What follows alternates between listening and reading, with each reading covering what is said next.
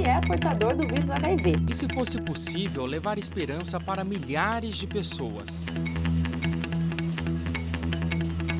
Juntos, nós podemos.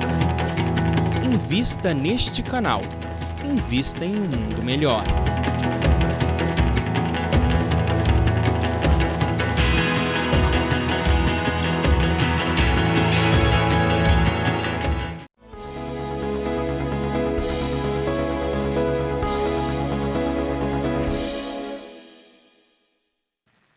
Voltamos com o programa Caminho da Luz, agradecemos a sua companhia e não podíamos deixar de convidá-lo para fazer parte desta grande família aqui, Clube Amigos da Boa Nova. A gente já faz parte, eu e o Carlinhos, precisamos muito de você, o Espiritismo precisa de você, é uma campanha muito séria, muito necessária, de utilidade pública, né? Se a gente pode dizer assim, no sentido de que a gente precisa de você como parceiro para fazer acontecer esta televisão aqui, para continuar tudo lindo, maravilhoso, a gente podendo estar aqui falando com você, levando o espiritismo, levando reflexão, levando o pensar, isso que faz toda a diferença. Então, ligue no 0800 12 18 38 que você vai saber mais como fazer isso. Certo, Carlinhos? Certinho. Continuamos com o nosso tema. Hoje nós estamos falando sobre intolerância religiosa. Certamente, né, Carlinhos, se a gente tivesse ao vivo, a gente ia pedir para o pessoal mandar, né, as suas participação, dizendo, contando pra gente, porque eu acredito que muita gente deve ter grandes histórias, né? Quem sabe? O pessoal manda e a gente vê depois, isso, né? Não tem problema. A gente vai sempre ver isso sim.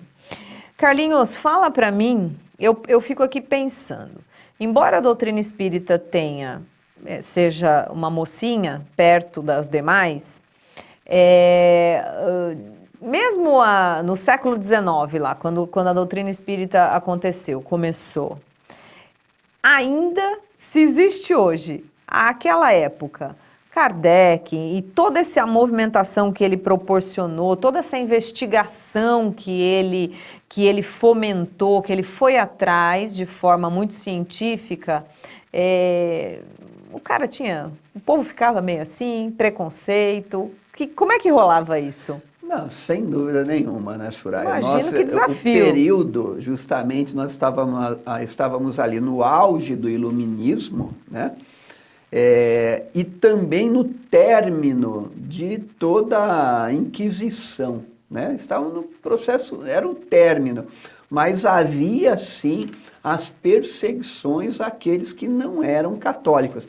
Tanto que alguns historiadores espíritas dizem o seguinte, que no Livro dos Espíritos, no início da doutrina, Kardec não cita a doutrina espírita como religião, né? Kardec coloca a doutrina espírita como uma ciência nova, que recebe o conhecimento da espiritualidade, do mundo espiritual, em confronto com o mundo material. Ou seja, Kardec coloca uma ciência porque ele já sabia que estava pisando ali. Né? E é interessante, às vezes alguns amigos também citam, mas por que o IBGE não pergunta se eu sou espírita? Eles começaram a perguntar depois de um certo movimento dos espíritas. Por quê? Quando a gente fala em intolerância religiosa, nós temos que determinar o que é religião. Para o IBGE, religião é aquela que tem cultos, dogmas, uma escala, uma ordenação hierárquica e fiéis, né? Ou seja, no conceito de religião, nós não nos cabemos em nenhuma dessas. Porque, na realidade, nós não temos cultos, né? Nós não temos dogmas. Nós temos o dogma da reencarnação, mas é um dogma de razão, é diferente. Nós não temos fiéis, que eu acho isso maravilhoso. Inclusive, quando eu estava lá no fórum, eu falei, olha, eu só tenho que agradecer a doutrina uma coisa, ela não tem fiel. Porque quando nós não temos fiel, nós jamais teremos infiéis. né? E as perseguições eram com os infiéis, né? Perante uma outra religião. Né? Então Kardec teve muito um jogo de cintura, então ele deixou para lá, mas teve sim perseguições. Em 1868 teve uma senhora espírita, que ele cita lá no Livro dos Espíritos. O padre entrou lá na casa dela, tomou o Livro dos Espíritos, falou um monte de barbaridade, impropérios, ela ficou quieta. Teve também um episódio de queima de livros Teve em Barcelona, o Auto de Fé de Barcelona, também, de 1861, né, quando 300 livros enviados para Barcelona foram pegos pela igreja, e ali foi feito um auto de fé em que os livros foram queimados. Mas é o que Kardec sempre diz, né? No momento que você torna o outro proibido, você já faz a própria propaganda, né? Porque todo mundo gosta de um proibido, né? Sim, ou pelo menos para saber o que é. Para saber o que é, por quê, o que será. E no final da queima de livros ali, todo mundo saiu desesperado, tentando pegar uma pagininha para saber. E aí, depois, e olha que coisa tremenda, e foi em Barcelona o primeiro Congresso Espírita Mundial, né? Depois de muitos anos. Então, ou seja, aí Kardec então escreve, né? Sobre isso, desse desatino desse padre, né, que invadiu, e aí depois ela foi lá, pediu o livro de volta, ele devolveu todo marcado, assinado, escrevendo impropérios, e depois mandou um comunicado para que se abrisse os olhos perante a doutrina espírita. E aí tem uma resposta aí, ó, que Kardec dá na Revista Espírita de 1868, né? Temos aqui? Vamos ver. Aí. Olha aí ele fala aí. Ah, tá. Uni-vos, pois, nos esforços e por pensamentos, sobretudo amai. Sede bons, suaves, humanos, daí a amizade, o sentimento da fraternidade. Pregai pelo exemplo dos vossos atos, os salutares efeitos das vossas crenças filosóficas. Sede espíritas de fato, e não somente de nome.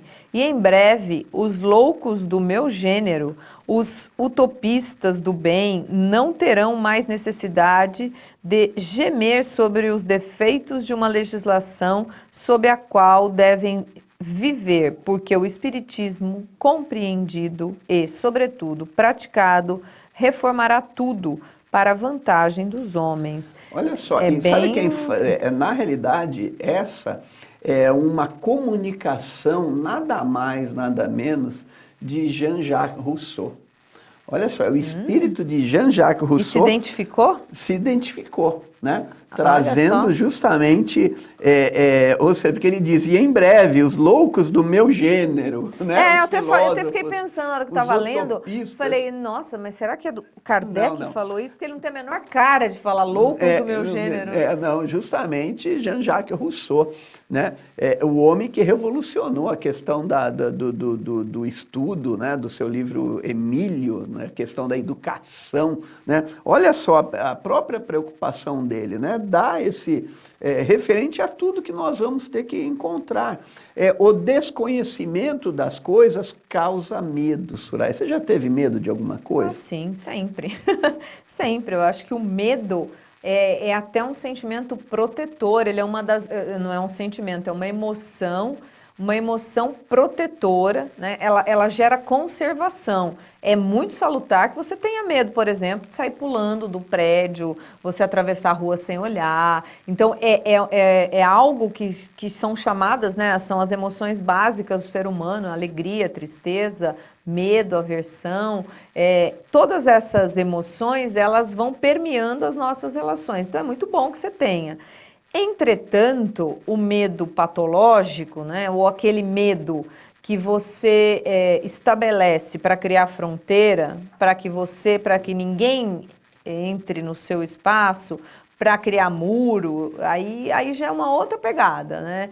Ter um medinho para tomar decisão, para seguir por um caminho ou outro, eu acho que faz parte da natureza humana. A gente está na incerteza e na dúvida, né? Aquilo faz parte. Todo minuto você está meio preocupado. Se eu vou por esse caminho, se der certo, se não der certo e tal. Agora, o medo que, aquilo que a gente desconhece e também não move nenhum esforço para tentar conhecer no mínimo. Você não precisa ser, por exemplo, aqueles que falam determinadas questões sobre o islamismo, por exemplo. Você conhece tudo sobre o islamismo? Você conhece qual é a cultura que envolve, como ele foi formatado, quais são os preceitos que ele sugere? Você conhece? Então, se a gente não conhece, a gente tem que quebrar essa fronteira e, pelo menos, minimamente, entender um pouquinho e buscar, ouvir de alguém que realmente frequenta e sabe te explicar. Não ficar ouvindo notícia e colocando todo mundo no mesmo, nivelando todo mundo para baixo. Não é por aí. Do mesmo modo o espiritismo. Né? As pessoas conhecem o espiritismo para poder ficar falando. Até mesmo dentro do movimento espírita tem gente que fica falando que o espiritismo fala que a gente tem que sofrer. Quer dizer, a gente fica reproduzindo coisas sem fundamento nenhum, sem saber se verdadeiramente aquilo é verdade verdadeira. O que nesse fórum eu disse, juntamente havia lá um padre, um sheik, uma pessoa do candomblé, da Umbanda. Normalmente aquele que é intolerante, ele desconhece a sua própria religião. Porque se ele conhecer a sua base, eu tenho certeza que nenhuma religião do mundo é intolerante. Intolerante somos nós, imperfeitos, né? Então tá aí, aguarde aí, nós voltamos daqui a pouco com esse papo interessante, né? Para ver como é que é o desenvolvimento dessa capacidade lamentável do homem de realizar intolerância com aquele que ele não aceita ou não conhece. Nós voltamos já já.